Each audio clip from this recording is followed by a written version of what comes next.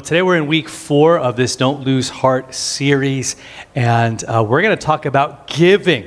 Now, I know, like, if I were to have send out a poll and say, hey, give me your top 3 things for me to preach on, I know giving would be right at the top, wouldn't it? Right? I mean, actually, the truth is the opposite. Like if you knew I was preaching on giving, you might be like, well, maybe the beach looks good today, or I'll sleep in, maybe I'll watch online, because that is not like just the thing we want to hear about. Although I'd be willing to bet when you heard that second reading, right, when Steph read that, that's compelling. I mean, that's all about giving, and Paul in that short group of verses is able to unpack really what giving is, and I think a lot of the ways that we've got it wrong, because I really think we do. You probably think about giving in the same way, with the same excitement as paying your Pico bill. Am I right? Right, Pico bill, right? It's got it all, right? Like, how much do I have to pay? And then you got to write the check out, and how much, and it just feels like a chore. It feels like I'm losing something. Now, even with a Pico bill, you're getting something, right? Like here, we got lights, you got power to run all the things you do in your house. See, but we forget about that because I got to pay the Pico bill. I hate that because I'm losing something, but I forget all that I've gained, and it's the same with God. It should really feel more like a trusted member of your family who you love. Well, let's just say your dad comes to you and says, hey, I've got an incredible investment opportunity for you.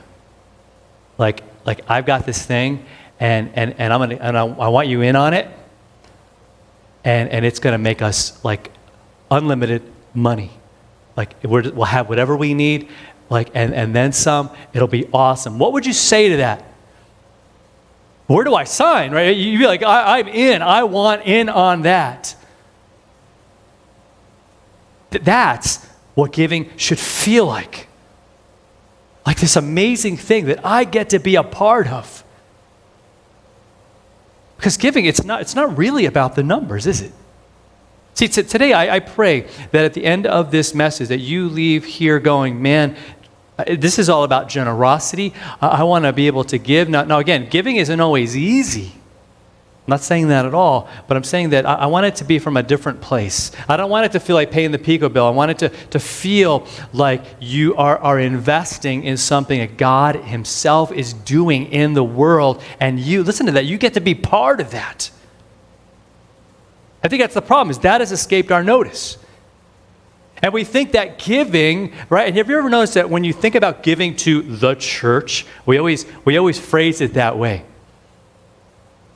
Doesn't that feel different from when you, let's just think of an example, like somebody's house has some damage done to it, and we say we're gonna take up a collection, or maybe for the people down in Florida, right? That horrible thing, that building collapse. We want to help them, so we're gonna send some stuff.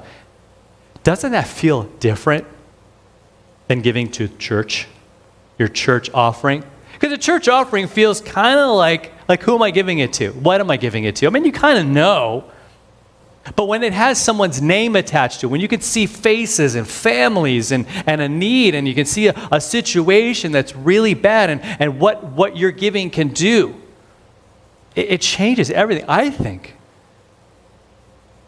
Because, again, it comes from what God has done for us. Let's look at 2 Corinthians chapter 8 is where we're at as we're kind of moving along in 2 Corinthians. Paul has, I think, giving builds on everything that we've talked about. Paul has said, we are, as people of God, this is who we are. We don't lose heart at all. We don't give up, even though it feels like we want to, even though everything looks like it's falling apart, because he's holding everything together. He is with us. The second week, we talked about how we're always of good courage.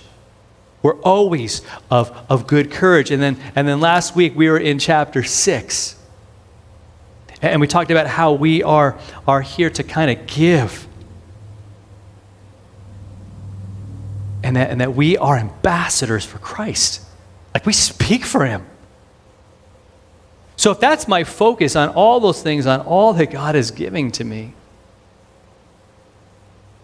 it puts everything, my time, my abilities, my finances, it puts it all in a whole different category. So let's look at the passage.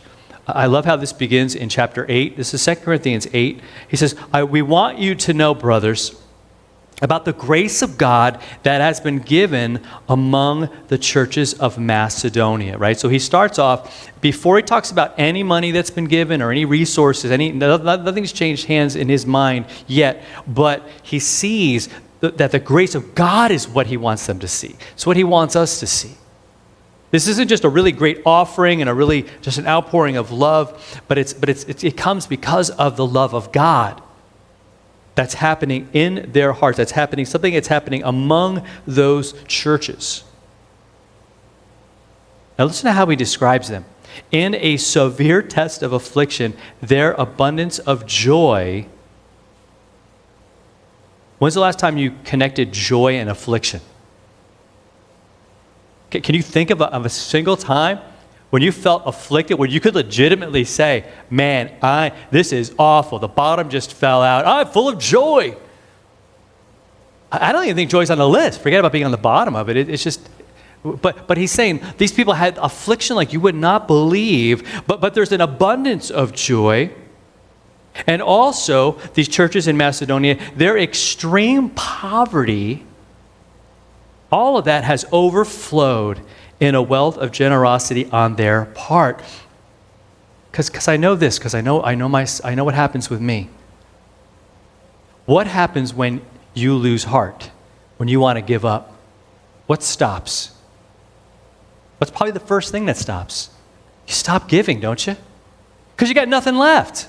You stop giving because you're like, man, I need to, right? You go into kind of self-preservation mode, and it's understandable.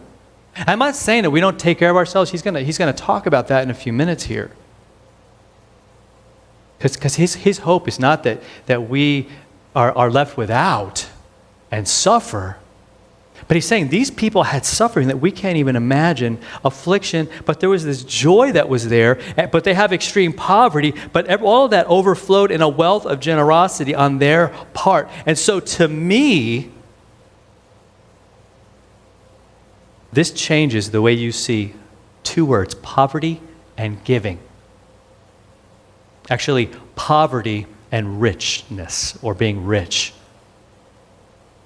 Are those things really about numbers?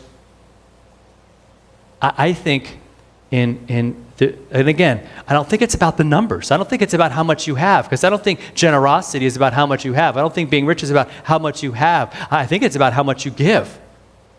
And really how you see the things that you have.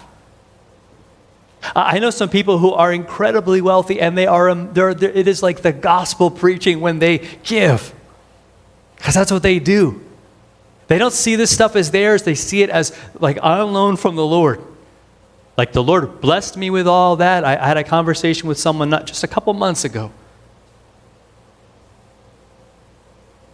And it was so cool to hear them say, the Lord just so richly blesses me, so I look for ways that I can bless other people. I mean, that's the attitude. That's the deal right there, right? And it's awesome. And so I think when we have this sort of scarcity mentality and sort of this, oh man, if I give, look what's going to happen to me, I think we forget who the giver is. And if I'm doing that, I'm forgetting him. Not just an important part, he is the source of all that we have. Whether I have a little, and Paul would agree, because Paul knew what it was like, right? Doesn't he say something like that? Like, I know what it is to have a lot, and I've known what it is to sort of like not know where my next meal is coming from. But in all these things, I've learned that I can do all things through him who strengthens me. I can know, because he's the one. And so this isn't just about giving, is it? Because when I don't want to give, or when I'm hesitant to give, or when I'm real careful when I give, I think it's because I'm not sure he can take care of me. Now, in not too many minutes from now, we're going to pray the Lord's Prayer. And we're going to pray a part in there. And I want to put a little seed in your mind, in your heart right now, as you're praying that part of the prayer that says, give us, you guys can say it with me, right? Give us this day our what? Daily bread. That's an acknowledgement that he gives me daily bread, and it's a, Lord, help me to never forget that it's there, and for me to be like waiting for you eagerly to give that to me. Because only he can give that to me.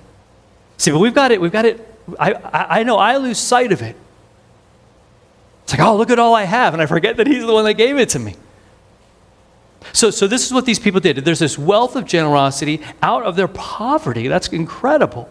For they gave what? According to their means, as I can testify. He says, look, I can tell you firsthand. They actually went beyond their means of their own accord. These are people who were in extreme poverty. When you ask people to help, right, when there's a collection to help somebody, do you go to somebody who just lost their house, who's living on the street, and go, hey, man, can you give? What do you do to people like that? You skip over them. Out of mercy, right? You're like, man, I don't want to add to that problem. I mean, you're already down. And the thought is, like, how could you give? But here's the thing. Who gives to me? The same one that gives to them. Same one.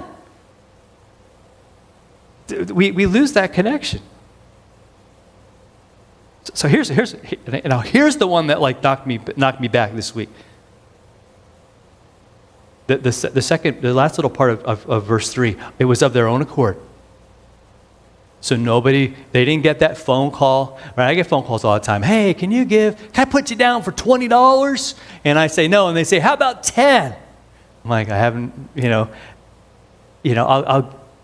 again, I have a thing, I don't give over the phone. If someone's in person, if I know them, I'll do that, but on the phone, no. They weren't getting a call, right? There was no telemarketing going on. But here's what they did, which is, I think it blew Paul away. He says, begging us earnestly for the favor of taking part in this relief of the saints. So it's kind of like, hey, we're taking the collection. Hey, you guys are in, you guys are in, you guys are in.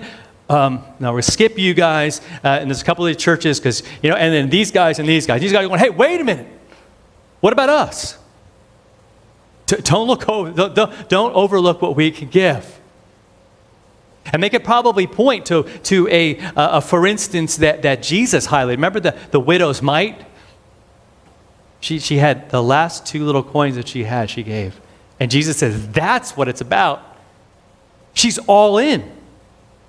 She's all in. These people begged to be part of this. Don't leave us out. And he says it was not as we expected. But here's where it all comes from.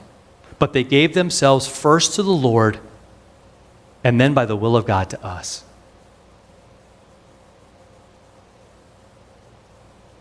That's the question we got to ask ourselves. Why am I holding back? Or why am I worried about? Or all those things? And here's the thing: we will never give generously. We will never have this kind of heart if we have not given ourselves first to the Lord. Putting Him first, seeing Him and what He's done, realizing that all you have comes from Him, knowing that He has forgiven every one of your sins, right? That He went to that cross. That's how generous He was. Left heaven and all of that to become one of us. Just let that sink in for a minute.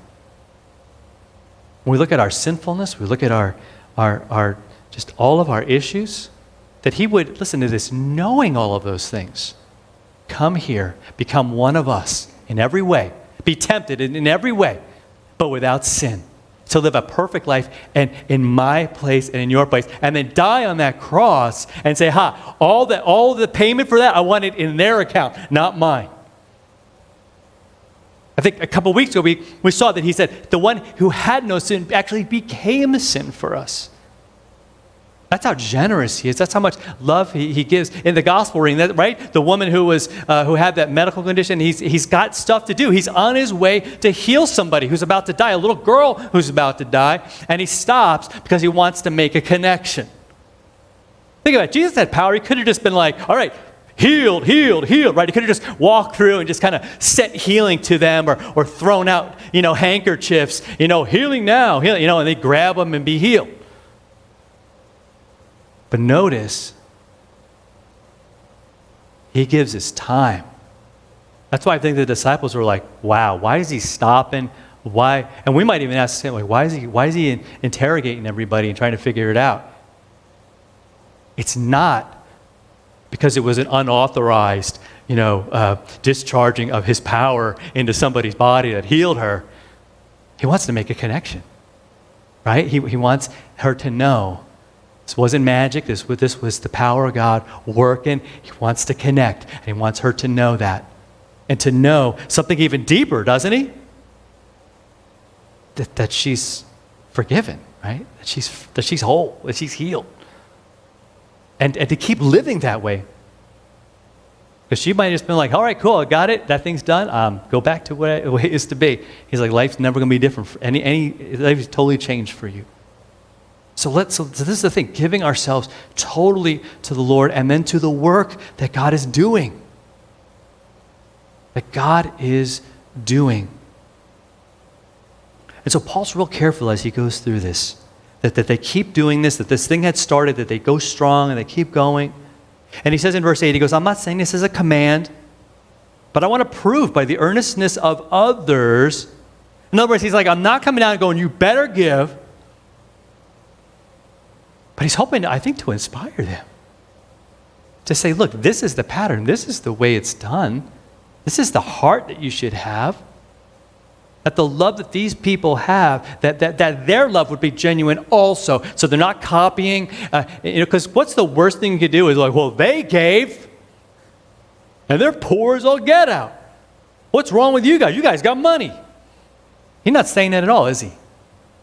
He's just going, wow, you want to see the grace of God that makes it all happen? Look at what these people who are in extreme poverty did and how amazing it is. So it's not about a number, is it? At all. In fact, he says it's about God's grace, because then he brings in 9. He says, so you know the grace of our Lord Jesus Christ. You know that he who was rich. And this is what I was talking about a minute ago. Yet for your sake, he became poor. For your sake, for my sake. So that by his poverty, we might become rich. So in God's economy, man, having nothing is where it's at. Because he's going to fill us with all that we need.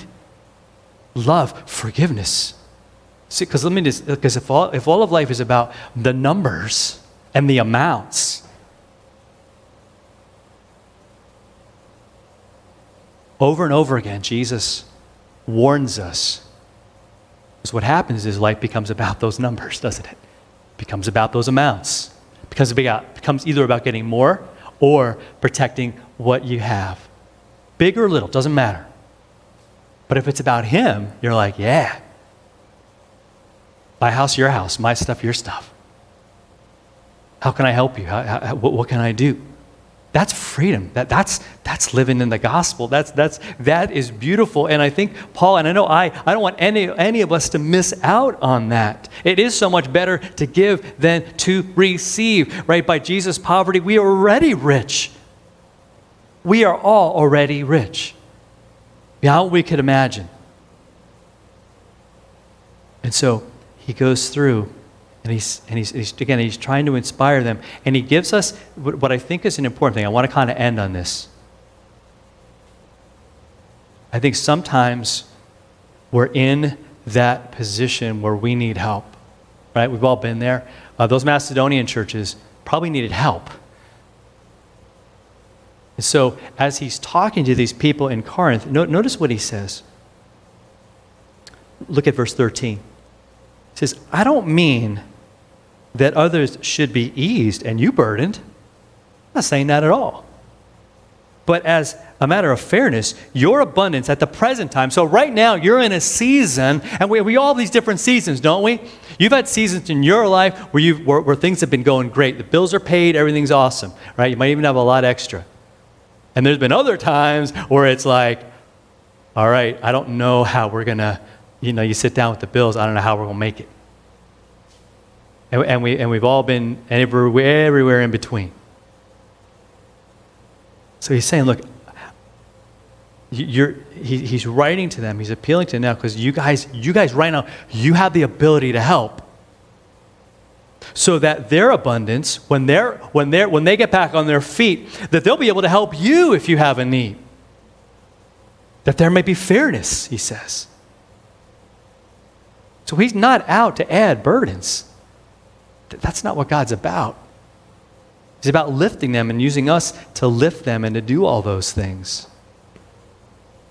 See, he wants this to be what it looks like in verse 15. Whoever gathered much had nothing left over, and whoever gathered little had no lack. Because there's going to be times where we're like, man, I want to help.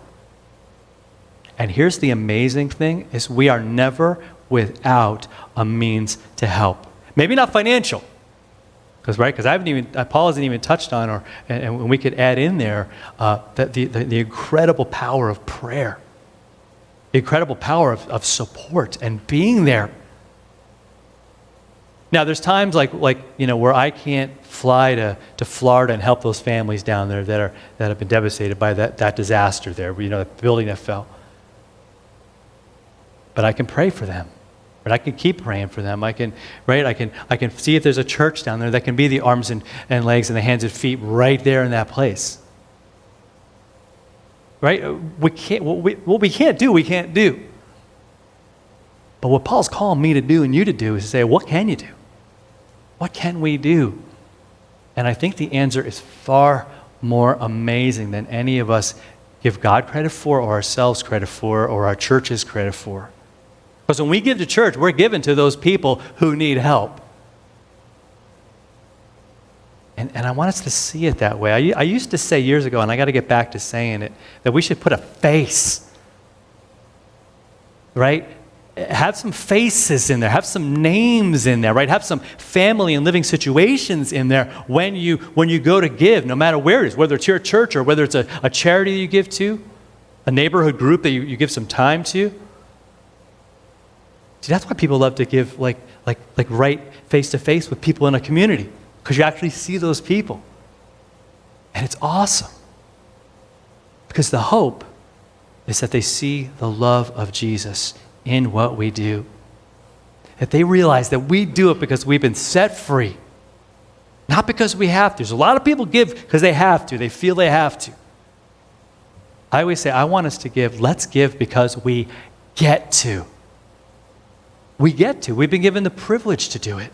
Could you imagine it? The Lord, listen to this, the Lord of the universe is going, hey, we got a kind of fundraising thing. We're going to help people who are hungry in the world. We're going to help some people that are feeling hopeless, some people that don't know where the next meal is coming from.